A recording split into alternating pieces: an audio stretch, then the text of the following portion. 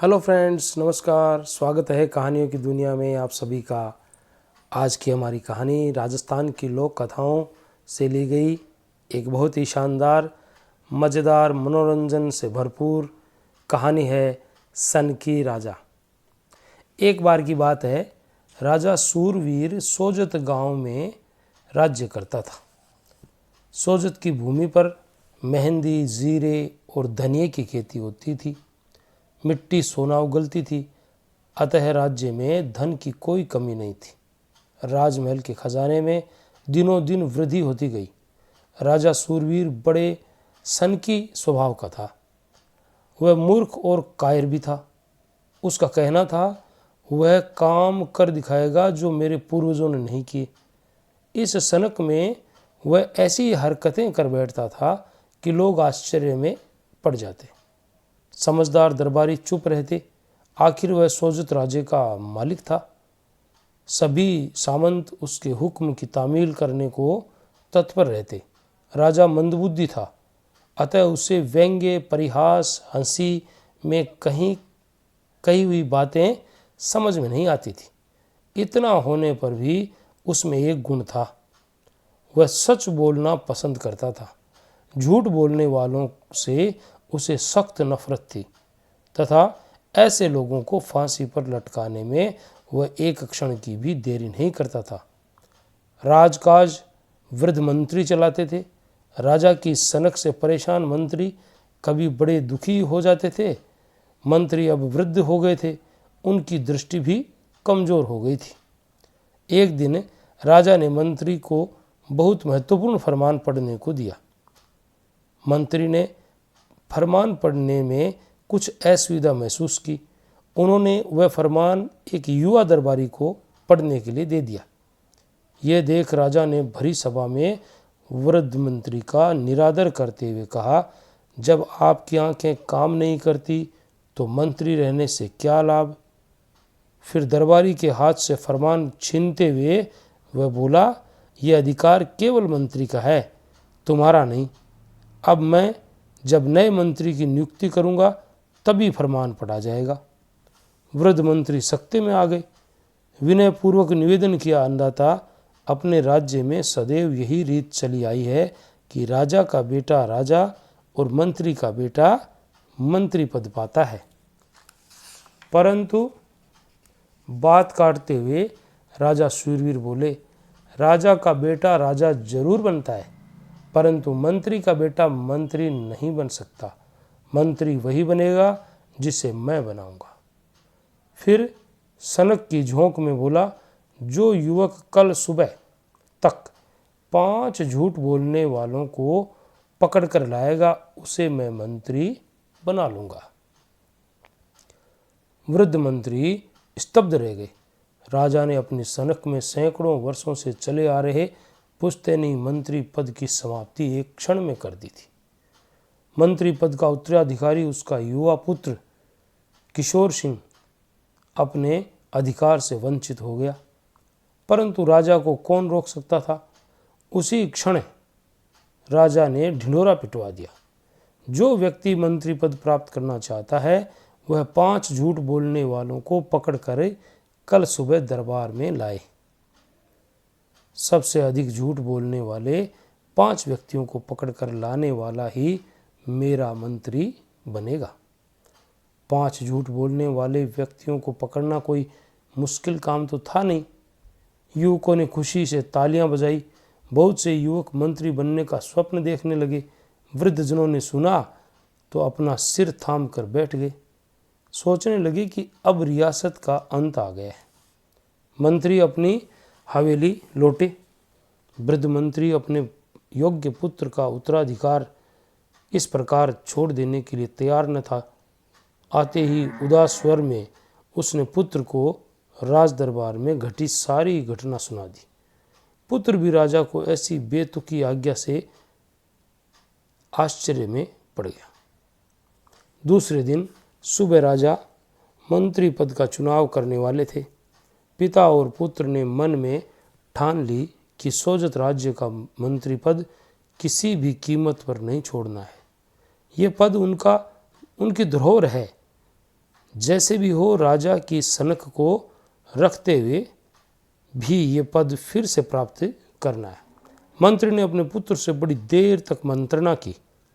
इसके पश्चात किशोर सिंह अपना भेष बदलकर अकेला ही घर से निकल गया। सबसे पहले किशोर सिंह को एक पगरखियों की दुकान मिली। वहाँ एक से एक सुंदर पगरखियों की जोड़ियाँ सजी हुई थी। जूतियाँ, पगरखियाँ यानी जोड़ियाँ, जूतियाँ। उसने पूछा, क्यों भाई, इस कशीदे वाली जोधपुरी जोड़ी के क्या दाम है? दुकानदार सुबह से ही खाली बैठा था। इस पहले ग्राहक को गंवाना नहीं चाहता था, अतः बोला, सेठ जी, आपकी अपनी दुकान है, जो मर्जी में आए सो दे देना, एक आना ऊपर या एक आना नीचे। इस प्रकार दुकानदार ने किशोर सिंह से कहा। किशोर सिंह ने पगरखियाँ ले ली और फिर उसने जूतों की दुकान पर अपनी सीढ़ियों पर, जूतों की दुकान पर वो जो बनी हुई सीढ़ियाँ थी, उन सीढ़ियों पर एक आना ऊपर की सीढ़ी और एक आना नीचे की सीढ़ी पर रखा और चलने लगा। दुकानदार बोला, हुजूर पैसे तो देते जाइए, पूरे 5 रुपए की हैं। उत्तर में किशोर सिंह बोला, कमाल है, अपनी जुबान से पलट रहे हो। जितना तुमने कहा उतना मैंने दे दिया। तुमने कहा कि एक आना ऊपर या एक आना नीचे, और मैंने ऊपर तथा नीचे दोनों पर एक एक आना रखा है। अब तुम्हें और क्या चाहिए? दुकानदार स्तब्ध रह गया। ऐसा मूर्ख ग्राहक तो पहली बार मिला था। दुकानदार दौड़कर सिपाही को बुला लाया। सिपाही ने कहा कि झूठ बोलने वाले को फांसी मिलती है। ऐसे मामलों की न्याय सिर्फ राजा ही करते हैं। चलो दोनों राजा के पास। किशोर सिंह तो यही चाहता था। सिपाही ने किशोर सिंह के हाथ में हथकड़ी डाल दी और किशोर सिंह चुपचाप चल दिया। साथ में दुकानदार भी चला। कुछ दूर जाने पर किशोर सिंह जिद करके तिल पापड़ी वाले की दुकान पर रुका। वहाँ सफ़ेद तिल और चीनी की थाल जैसी ब्यावर में बड़ी बड़ी गोल तिल पापड़ियाँ रखी हुई थी। उन पर सूखी गुलाब की पत्तियाँ और पिस्ते लगे हुए थे। चांदी के बरकों की शोभा न्यारी थी। उस दुकान पर एक सेठ आया। सेठ ने 3 रुपए तिल पापड़ी वाले को दिए और बातों में लग गया। दुकान वाले ने कहा, सेठ साहब 3 बड़ी बड़ी तिल पापड़ियाँ उठा लीजिए। बातों में उलझे होने के कारण सेठ ने सुना नहीं। किशोर सिंह ने लपक कर 3 तिल पापड़ियाँ उठा ली। एक सिपाही को दी और दूसरी उस जूते वाले को, और तीसरी वह स्वयं खा गया। दुकान वाले ने पैसे मांगे तो किशोर सिंह बिगड़ गया। बोला, हमने कब तुम्हारी तिल पापड़ियाँ मांगी थी? तुमने कहा कि सेठ साहब 3 तिल पापड़ियाँ उठा लो, मैंने उठा ली। मैं भी एक सेठ ही हूँ। मुझे क्या पता था कि तुमने किसी और को सेठ कहा है। नाम लेकर बुलाया करो, समझे? झूठा इल्ज़ाम लगाने की ज़रूरत नहीं है। दुकानदार चालाक था। बोला, झूठ और सच का फैसला तो राजा ही करेंगे। किशोर सिंह तो यही चाहता था। सिपाही ने जूते वाले के साथ तिल पापड़ी वाले को भी ले लिया और राजा से न्याय कराने चल दिया। थोड़ी दूर चलकर एक बहुत बड़ा तबेला आया। एक से एक उम्दा घोड़े घोड़ियाँ बंधे थे। किशोर सिंह ने चकित होकर पूछा, ये इतने बढ़िया घोड़े किसके हैं? राजा के हैं, समझे? और किसके हो सकते हैं? सिपाही ने उत्तर दिया। तबेले में बहुत से नौकर घोड़ों की देखभाल कर रहे थे। एक काली घोड़ी इधर उधर फुदक रही थी। उस घोड़ी का रखवाला परेशान हो रहा था। एकाएक घोड़ी बिदक कर भागने लगी। रखवाले ने हैरान होकर कहा, निकम्मी घोड़ी, इस बार पकड़ में आ गई तो हम गर्दन उड़ा देंगे। किशोर सिंह ने सुन लिया। घोड़ी को अपनी ओर आते देखा तो उसने झपट कर सिपाही की तलवार छीन ली फिर तलवार के एक ही जोरदार वार से घोड़ी की गर्दन उड़ा दी। यह नज़ारा देख सभी रखवाले घबरा गए और भागे।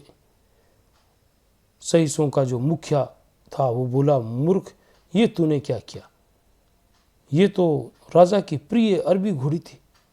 हम सब सूली पर चढ़ेंगे, हमारे साथ अब तू भी मर। किशोर सिंह ने भोलेपन से उत्तर दिया, काली घोड़ी के सईस ने कहा था कि निकम्मी घोड़ी इस बार पकड़ में आ गई तो गर्दन उड़ा देंगे। एक तो मैंने उसका काम किया है, दूजे मुझे सूली पर चढ़ा रहे हो। सईस को क्रोध आ गया, बोला, चलो इसी समय राजा के पास। सिपाही ने कहा, चलो हम सभी राजा के पास ही चल रहे हैं। इस प्रकार सिपाही ने किशोर सिंह, जूते वाले, तिल पापड़ी वाले और सईस को साथ लिया और दरबार की ओर चल दिए। चलते चलते गंधियों का मोहल्ला आया, जहाँ सुगंध वगैरह फैलती रहती हैं। मन प्रसन्न करने वाली खुशबुओं से सिपाही का मन ललचा गया। सिपाही एक इत्र वाले के घर रुका। इत्र वाले ने सिपाही को एक कटोरी भर तेल दे दिया। किशोर सिंह ने कहा, गंधी भाई, यह बचा हुआ तेल मैं अपनी खोपड़ी में चुपड़ दूं? उसे हथकड़ी बेड़ी में जकड़े देख इत्र वाले को दया आ गई। बोला, लगा ले भाई, लगा ले। किशोर सिंह खोपड़ी पर तेल मलने लगा। इतने में तेल वाले का बेटा गुल्ली डंडा खेलते हुए आया। गुल्ली कटोरी में जा गिरी और तेल गिर गया। तेल से किशोर सिंह के कपड़े खराब हो गए। वह खींचता हुआ बोला, अब लाओ दूसरे कपड़े। मैं गंदे चिकने कपड़ों में राजा के सामने कैसे पेश होऊं? बात बिगड़ती देख गंदी वाले ने कहा कि अरे भाई, तेल गिरने से बड़े अच्छे शगुन होते हैं। क्या पता अच्छे शगुनों के कारण राजा तुम्हें माफ़ी कर दे। तब किशोर सिंह ने भोला मुंह बनाकर पूछा, तेल गिरने से अच्छे शगुन होते हैं? आधा कटोरी तेल गिरने से राजा माफ़ कर देते हैं? तो यदि एक भरनी यानी ढक्कनदार जो बर्तन होता है, भरनी का मतलब, अगर वो तेल गिर जाए तब? तो इत्र वाला चकरा गया। वह उसे टालना चाहता था, अतः बोला, फिर तो और भी अच्छे शगुन हो जाएंगे। यदि एक मटका तेल गिर जाए तो सारे परिवार के शुभ शगुन हो जाएंगे, और 2 मटके तेल गिरे तो पास पड़ोस संबंधियों का भला हो, ऐसे शगुन होंगे। इत्र वाला बोला। चारों ओर तेल से भरे घड़े देख किशोर सिंह ने पूछा, यदि 7 मटके तेल गिर गया तो 7 पीढ़ियों का उद्धार हो जाएगा।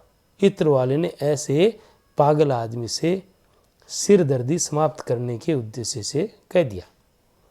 बस फिर क्या था, किशोर सिंह ने तो एक क्षण को भी देर नहीं की और इत्र वाले के घर में चारों ओर निगाहें दौड़ाई।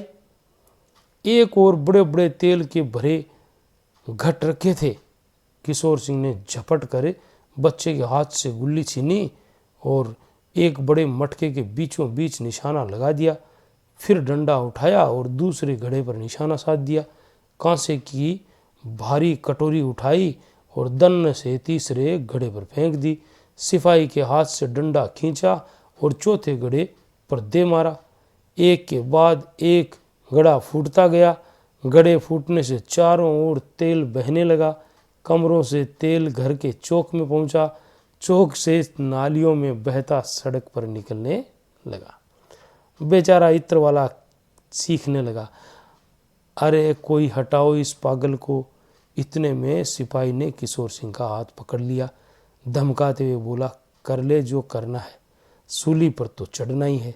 बेवकूफ़, मरते मरते घड़े क्यों फोड़ता है? कितना नुकसान हो गया बेचारे का। नुकसान? कैसा नुकसान? मैं तो इसकी 7 पीढ़ियों का उद्धार कर रहा था। आपने तो 4 पीढ़ियों पर ही टोक दिया। यदि मैं झूठ बोल रहा हूँ तो आप इससे पूछ लें। इत्र वाला क्रोध में पागल हो गया, बोला, चल राजा के पास, अभी मैं तेरा उद्धार कराता हूँ। इसके पश्चात सिपाही किशोर सिंह जूते वाला, तिल पापड़ी वाला, सईस और इत्र वाला राज दरबार की ओर चले। बहुत देर चलने के पश्चात राजमहल के ऊंचे ऊंचे भवन दिखाई पड़े। किशोर सिंह उचक कर बोला, सिपाही जी, ये ऐसे सुंदर भवन किसके हैं?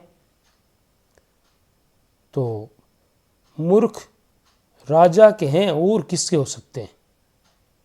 इतना भी नहीं समझता? क्या कहा? मूर्ख राजा के भवन है? देखो सिपाही जी, तुमने मुझे कई बार पागल मूर्ख कहा है, परंतु तुम राजा को मूर्ख नहीं कह सकते। वे राज्य के मालिक हैं, हमारे पालनकर्ता हैं, हमारे अन्नदाता हैं। तुमने अब बड़ी नमक हरामी की है। राजा को मूर्ख कहा, मैं तुम्हें पीट डालूंगा।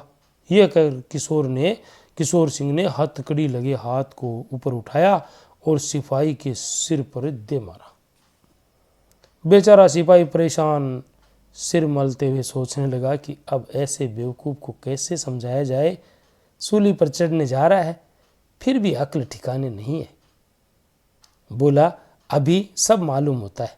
राजा फांसी की सजा देंगे, तब पता चलेगा कि मूर्ख कौन है। सिपाही सभी को लेकर दरबार में हाजिर हुआ। राजा ने हुक्म दिया कि सारे अपराधों का फैसला नया मंत्री चुने जाने के बाद ही होगा।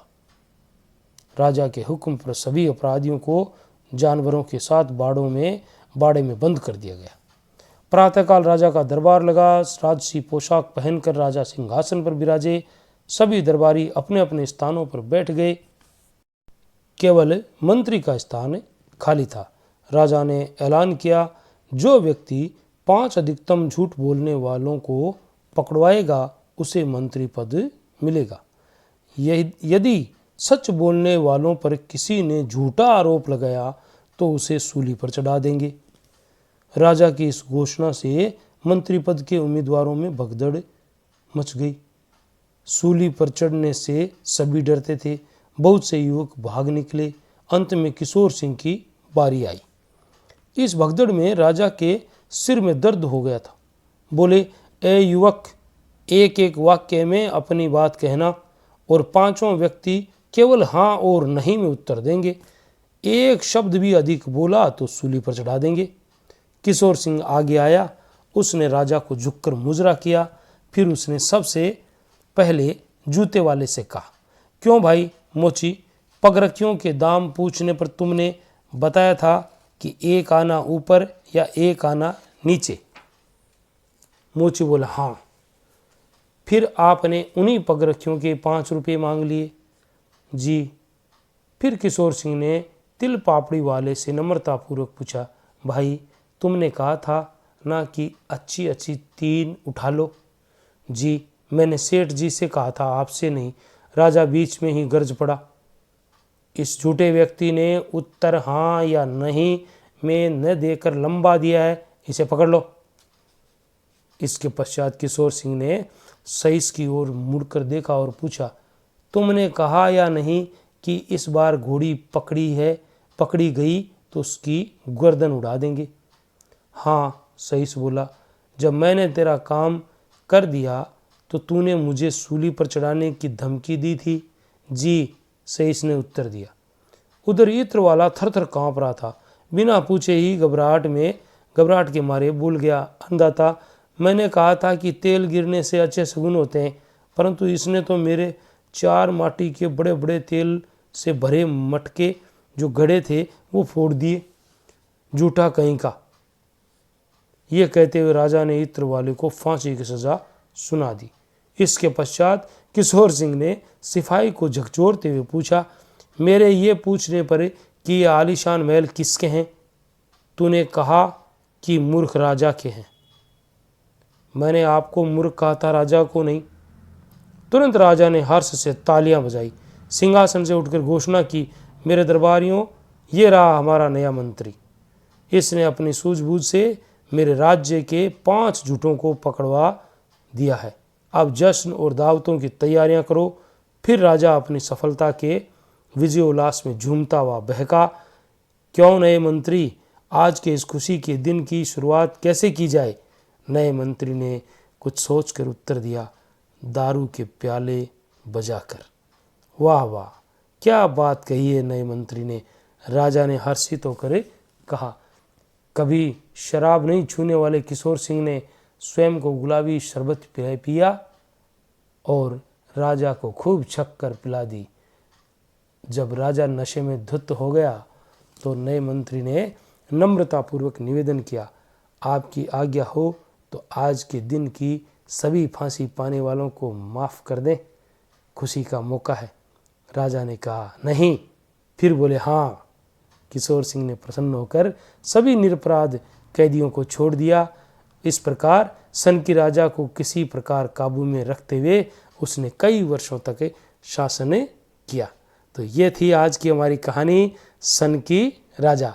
अगर अच्छी लगी हो, पसंद आई हो, तो हमारे चैनल को लाइक कीजिए और सब्सक्राइब कीजिए।